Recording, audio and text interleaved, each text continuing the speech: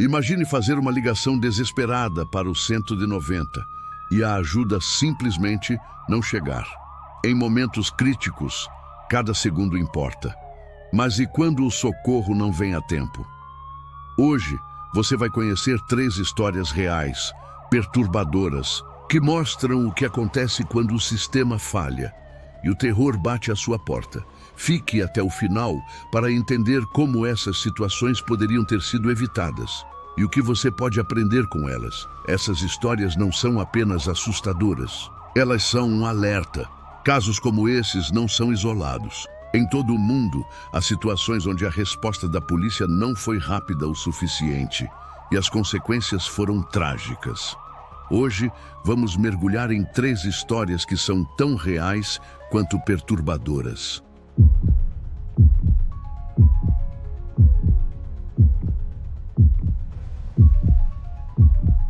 Era uma terça-feira comum em Midland, uma cidade pequena, cercada por bosques e rodovias silenciosas no interior dos Estados Unidos. A noite caía devagar, tingindo o céu de laranja e cinza, enquanto os moradores fechavam as portas, preparavam o jantar e se recolhiam para mais uma noite de rotina. Entre eles estava Allison Tate, uma enfermeira de 33 anos, mãe de um menino de 8. Depois de um plantão cansativo no hospital local, ela voltou para casa por volta das 20 horas. Colocou o filho na cama, trancou as portas como sempre fazia e se acomodou no sofá com uma xícara de chá. Nada parecia fora do normal, até que algo começou a mudar. Por volta das 21h15, ela ouviu um barulho seco vindo do quintal. Um estalo como madeira quebrando, seguido por passos apressados no cascalho. Ela congelou por um segundo, depois se levantou devagar e espiou pela cortina. No escuro, ela viu uma silhueta parada junto ao portão. A figura parecia saber exatamente onde estava. Movia-se com cautela, como se não quisesse fazer barulho. Quando a luz da varanda piscou por um segundo, ela pôde ver. Era um homem usando um boné escuro e algo na mão que parecia uma barra de ferro. Assustada, Allison se afastou da janela. Pegou o telefone e ligou para a emergência. Gravação reconstituída. Emergência, qual é a sua urgência? Tem um homem no meu quintal. Eu estou sozinha com meu filho. Ele está com alguma coisa na mão. Parece uma barra de ferro. O portão da frente está trancado, senhora? Está, mas ele pulou. Eu ouvi. Ele está aqui faz alguns minutos. Por favor, mandem alguém rápido. A atendente confirmou o endereço e disse que uma viatura seria enviada imediatamente. Allison foi até o quarto do filho, o pegou nos braços e se trancou no banheiro do andar de cima. Ligou as luzes e esperou. Ouvia passos do lado de fora da casa, depois um som metálico, como se alguém estivesse tentando arrombar uma janela. Do outro lado da linha, a atendente ainda estava com ela, dizendo para manter a calma. Mas os minutos passavam e nada da viatura chegar. O tempo parecia congelado. Depois de quase 18 minutos, o barulho cessou. Allison arriscou uma espiada pela janela do banheiro. O homem já não estava ali. Mas a janela da cozinha estava aberta, arrombada. Ela trancou a porta do banheiro com mais força, segurando o filho com uma mão e o telefone com a outra. Então, ela ouviu os passos dentro da casa. Lentos, arrastados, como se alguém estivesse explorando cada cômodo. O barulho de gavetas sendo abertas, objetos caindo no chão. E depois, silêncio. Um silêncio pesado. Foi nesse momento que ela ouviu a voz dele, baixa, rastejante. Eu sei que vocês estão aqui. Allison prendeu a respiração. Segurou o filho contra o peito. O operador continuava tentando conversar com ela, mas ela não respondia mais. Estava paralisada. Às 21h46, 31 minutos após o primeiro chamado, a viatura finalmente chegou. Mas era tarde demais. O invasor fugiu pelos fundos ao ouvir as sirenes. Quando os policiais entraram na casa, encontraram Allison caída no corredor. Havia sinais de luta. Ela foi atingida por golpes na cabeça, mas ainda estava viva. Foi levada ao hospital em estado crítico. O filho não foi ferido. Fisicamente, o invasor nunca foi identificado. Nenhuma câmera de segurança registrou o rosto dele.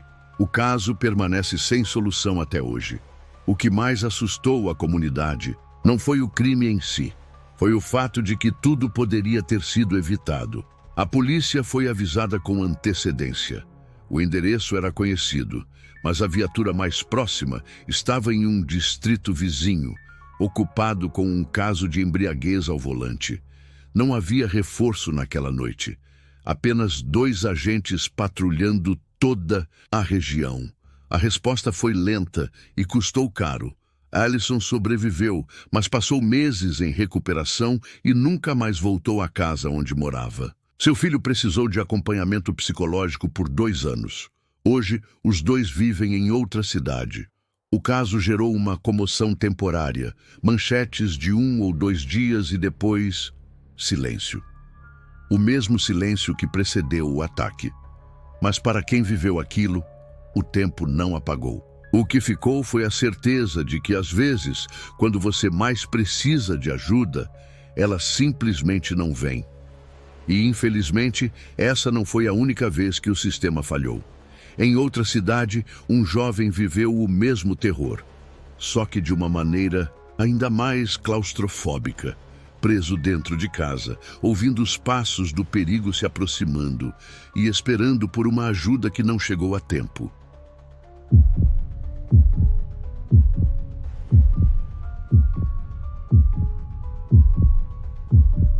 Vinícius Souza tinha 24 anos e morava sozinho em um apartamento térreo em São Gonçalo, no Rio de Janeiro. Trabalhava como editor de vídeo freelancer e costumava passar boa parte da noite acordado, ajustando trilhas sonoras e refinando cortes, em sua estação improvisada no canto da sala. Naquela noite de quarta-feira, por volta das 2h30 da manhã, ele estava terminando um projeto quando ouviu o primeiro som estranho. Era algo leve, um toque quase imperceptível na janela da área de serviço. No início, ele achou que fosse o vento ou um gato. Até que ouviu novamente. 3 batidas secas. Depois, o som inconfundível de metal contra vidro, como se alguém estivesse tentando forçar a fechadura externa. Vinícius congelou. Apagou as luzes da sala e do quarto. Silêncio absoluto. Foi até o corredor e escutou com mais atenção. Dessa vez, o som vinha da varanda. Passos lentos, pesados, arrastando algo no chão. Não era imaginação. Alguém estava ali fora. Ele correu até o celular e ligou para o 190. Polícia Militar, qual é a emergência? Tem alguém tentando invadir meu apartamento. Estou sozinho e ouvi tentativas de arrombamento na área de serviço e agora na varanda. Qual o seu endereço? Você está em local seguro? Estou dentro do meu quarto. Tranquei a porta. Mantenha a calma. Uma viatura será encaminhada. Mas a calma não veio. E a viatura também não. Vinícius ouviu a porta da varanda sendo forçada. Depois, um estrondo seco, vidro estilhaçado. O invasor tinha entrado. Ele sentiu o coração disparar. Ligou o travamento da porta do quarto, empurrou uma cômoda contra ela e desligou todas as notificações do celular para evitar sons. Com a respiração controlada, ele ligou novamente para a polícia. Agora mais nervoso. A pessoa já entrou. Ele está dentro da casa. Eu ouvi o vidro quebrar. A atendente confirmou que a ocorrência já estava em fila e orientou que ele ficasse escondido e em silêncio. Disse que outras emergências estavam sendo atendidas e que ele deveria esperar. Enquanto isso, do outro lado da porta, o som de passos. Firmes, decididos. O invasor parecia conhecer bem a casa. Ele mexia em gavetas, abria armários, derrubava objetos no chão, mas com calma, como se soubesse que tinha tempo. Vinícius manteve o telefone no mudo e ouviu tudo, preso no quarto, com apenas uma cadeira, contra a maçaneta. A certa altura, escutou o som do gabinete da cozinha sendo aberto, o rangido de uma faca sendo retirada de um suporte de madeira. A respiração dele se tornou mais curta, tensa. Os minutos passavam. Foram 36 minutos de espera. 36. Quando finalmente ouviu o som da sirene ao longe, o invasor já estava saindo pela janela quebrada. Os policiais chegaram pouco depois. Entraram com cautela, mas o homem já havia desaparecido na escuridão. Roubaram o notebook de Vinícius, cartões, um HD com todos os projetos dos últimos meses e, o que mais doeu, um colar de prata da mãe, falecida. Mas o que ficou marcado não foi a perda material. Foi a sensação de estar sozinho, trancado em seu próprio lar, com alguém circulando livremente do lado de fora da porta, enquanto a ajuda prometida não chegava. Depois do susto, Vinícius publicou um relato nas redes sociais, que viralizou em menos de 24 horas.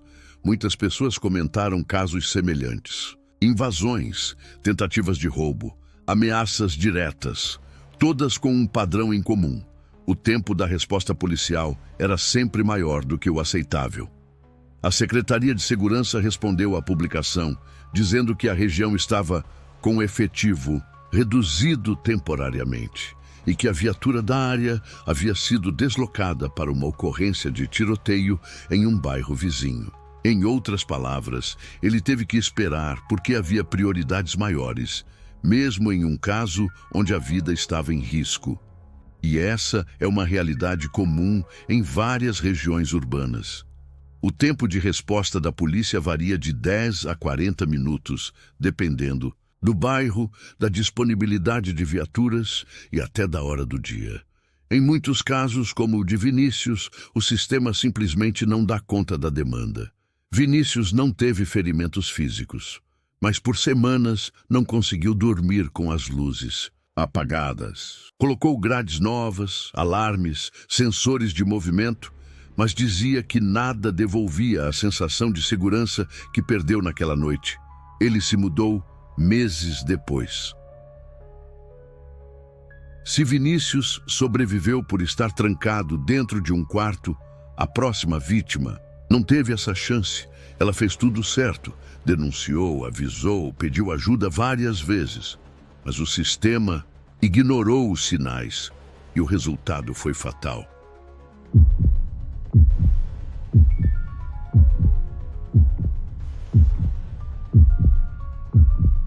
Luciana Martins tinha 29 anos. Era mãe, atendente em um salão de beleza e conhecida no bairro pela simpatia e força de vontade. Acordava cedo todos os dias, levava a filha de 6 anos para a escola e seguia direto para o trabalho. Quem a conhecia dizia que ela carregava no sorriso uma espécie de resistência silenciosa. Mas por trás daquele rosto calmo havia uma rotina marcada pelo medo. Luciana havia se separado de Marcelo há pouco mais de um ano. O relacionamento dos dois tinha começado com promessas, mas rapidamente mergulhou em um ciclo de ciúmes, agressões verbais, manipulações e episódios de violência física. Quando decidiu deixá-lo, foi como acionar um gatilho. Marcelo não aceitava o fim. Começou com ligações insistentes, depois mensagens ameaçadoras, e então passou a aparecer perto de onde ela trabalhava ou observando discretamente a escola da filha.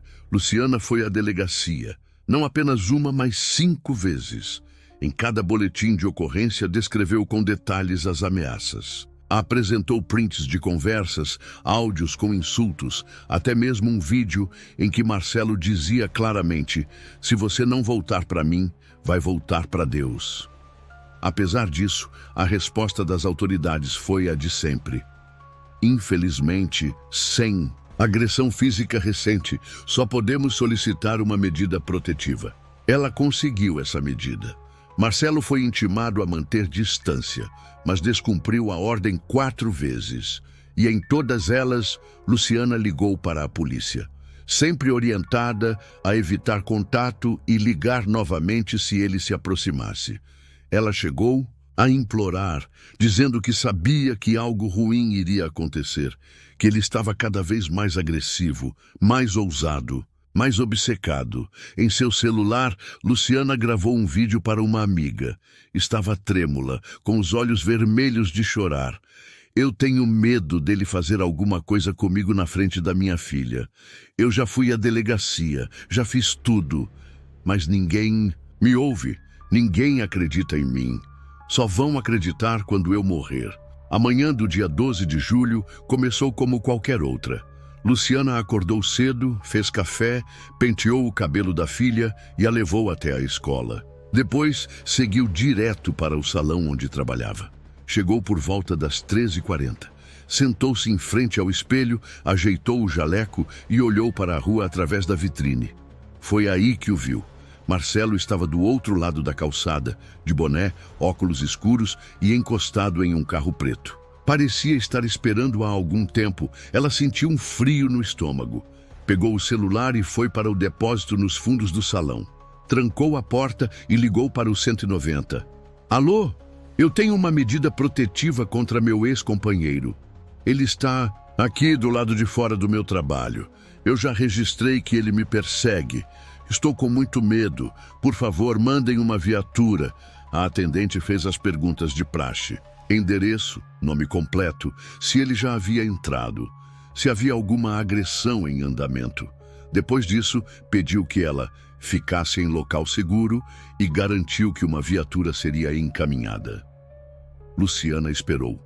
1 minuto.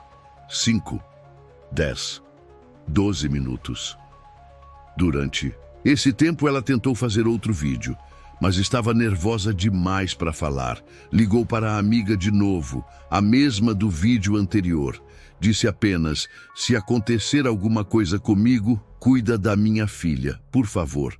Às 14h05, desesperada para não atrasar a saída da filha, resolveu deixar o salão discretamente. Saiu pelos fundos, atravessou a rua e seguiu até a escola, a cerca de 2 quarteirões dali. Estava apressada, olhava para trás a cada poucos metros, e mesmo assim, Marcelo a viu. Seguiu atrás, calado, decidido.